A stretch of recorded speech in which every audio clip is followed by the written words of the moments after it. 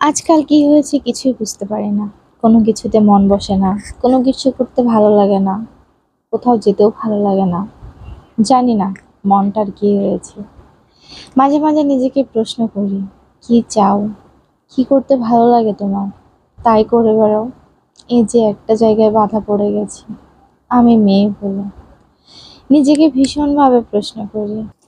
কথায় আছে একটা সময়ের পর মানুষের অনেক কিছু পরিবর্তন হয়। হয়তোবা আমারও তাই। জীবনটা এভাবে থমকে যাবে কখনো কল্পনাই করিনি।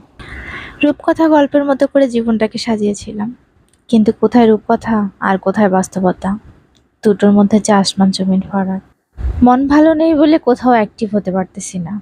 জানি না নিজের মধ্যে অস্থিরতা কাজ করতেছে, নিজের মনটাকে শান্ত করতে পারতেছি না। চারিদিকে শূন্যতার হতাশা যেন গ্রাস করে ফেলেছে। একটু একটু করে অতলে তলিয়ে যাচ্ছি। জানি না আলোর দেখা পাবো কিনা। যদি হারাই যাই হয়তোবা এভাবেই হারাই যাব। আর যদি আবার নতুন করে সৃষ্টি হতে পারি, নতুন করে আবার সবটা শুরু করব। জানি না, বুঝতে পারছি না নিজেকে আজকাল। বড্ড বেশি অচেনা লাগতেছে নিজেকে। কি চাই আমি?